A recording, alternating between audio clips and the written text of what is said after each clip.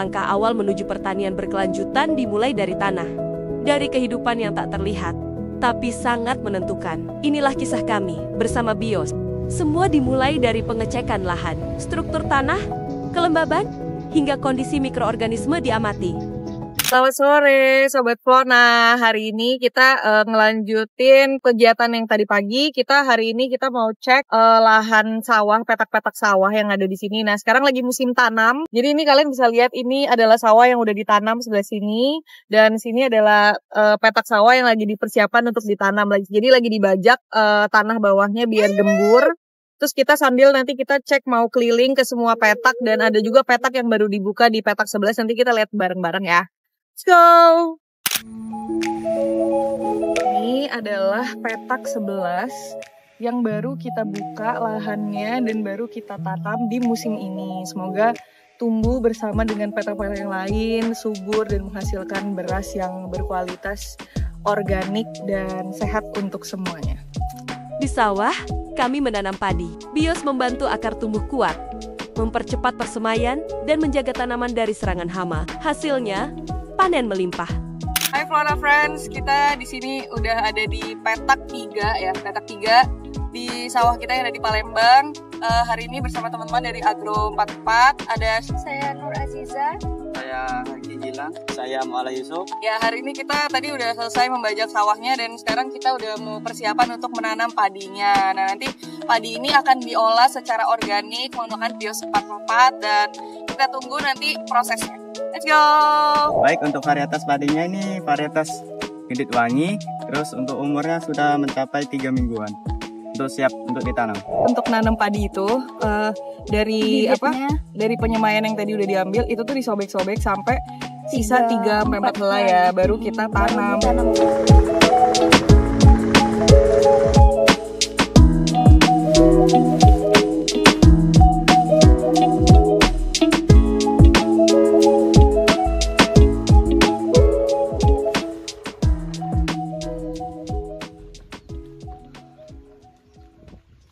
Jagung menjadi tanaman selanjutnya. Dengan bantuan BIOS, tanah tetap gembur, pertumbuhan cepat, dan produksi maksimal. Hai Flona Friends, pagi ini kita lagi ada di lahan pertanian kita yang ada di Palembang.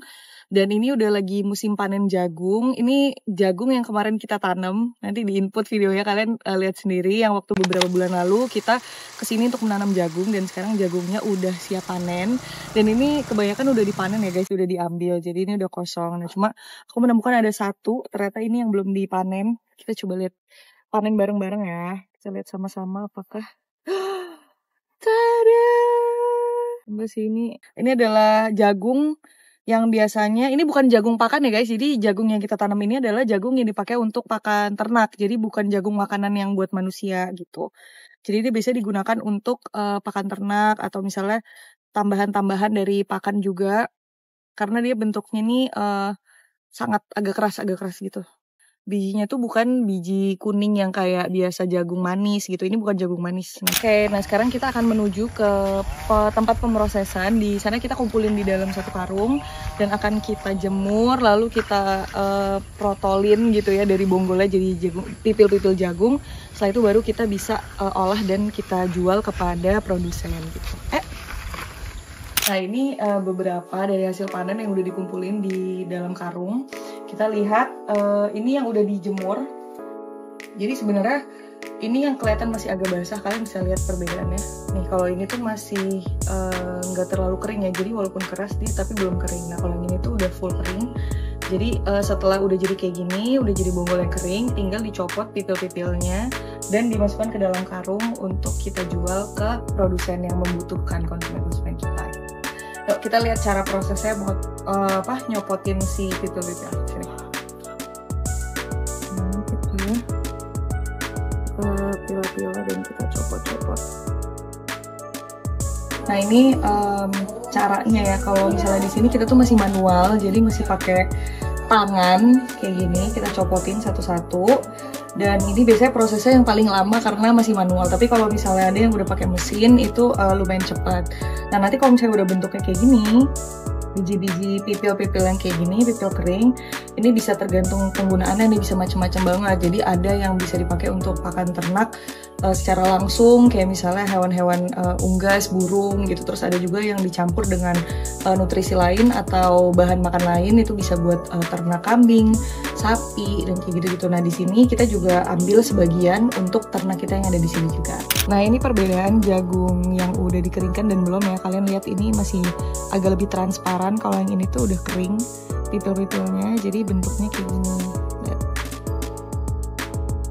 Nah ini adalah jagung yang sudah dipilih, jadi ini biji-bijinya itu agak lebih padat ya, dan kualitasnya yang dipilih paling bagus karena akan ditanam lagi untuk sebagai biji jagungnya lagi. Jadi nanti untuk selanjutnya, tanam selanjutnya, musim panen selanjutnya kita pakai biji-biji dari jagung yang udah kita panen ini. Nah ini terakhir, kalau misalnya pipilnya udah kita copot dan terakhir udah jadi bonggol jagung kayak gini, jangan dibuang karena ini bisa menjadi salah satu pakan alternatif. Jadi untuk tambahan serat di ternak, jadi bisa dipakai di kambing, di sapi. Terus juga untuk campurannya bisa kita buat jadi kompos bersama dengan bios, bisa jadi pupuk organik lagi gitu.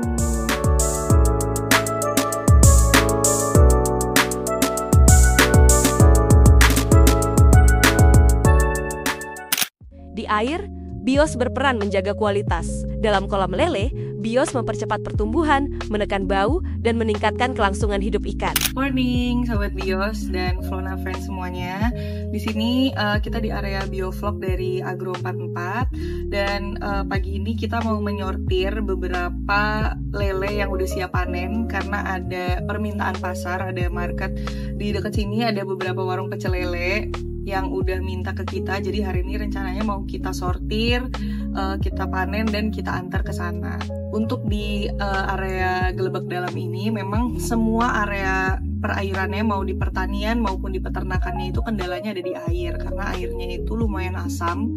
Jadi sampai di sawah aja tuh biasanya kita bilangnya padi kaos kaki merah karena ada merah-merahnya saking asamnya. Jadi penggunaan biovlog di sini kita pakai pH netnya dulu untuk menetralkan dan membenahi kualitas pH air yang ada di sini. Jadi pH-nya itu normal dan bisa maksimal untuk perkembangan si lelenya sendiri, dan juga kita kasih bioscare untuk growth-nya, jadi pertumbuhan si lelenya ini. Jadi ini kurang lebih lelenya ini udah di sekitar 2,5 bulan, udah mulai ada yang bisa kita panen. Biasanya 1 kilo itu di kisaran 6-7 ekor. Jadi nanti kita lihat bareng-bareng prosesnya ya. Oke, ini sekarang lagi kita buang dulu airnya ya kan? Untuk apa nih? Ini biar memudahkan dalam penyortiran juga kan. Ya, jadi biar kelihatan ya lelenya. Jadi airnya dibuang dulu sebagian. Jadi nanti udah rendah baru kita sortir lelenya untuk kita panen. Kalau lubangnya pas, dia yang nggak lulus sortir jatuh ke bawah. Yang lulus sortir yang ada di dalam bak.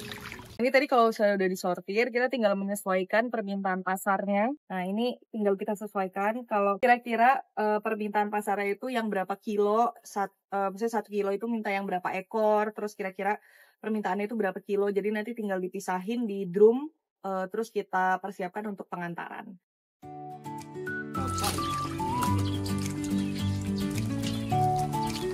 Lelenya udah kita panen, hari ini 2 kilo untuk konsumennya dan langsung kita mau antar. Jangan lupa kalau misalnya yang ada di area Palembang atau mau ada di sekitar Gelebak Dalam butuh lele, bisa langsung ke kolam biovlog yang ada di sini.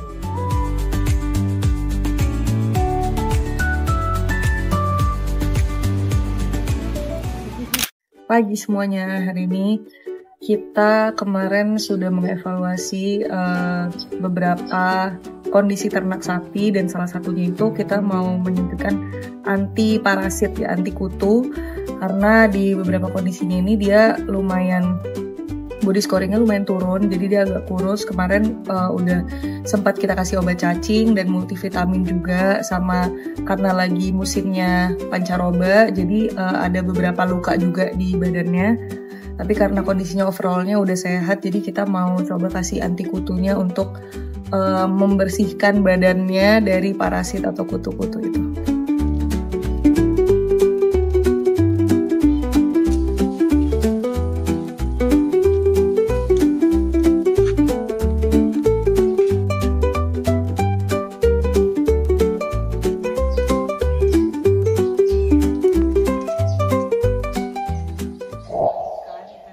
dan generasi muda pun terlibat. Bersama SMKN Sembawa, BIOS hadir di dunia pendidikan, menumbuhkan petani masa depan yang cerdas dan peduli lingkungan.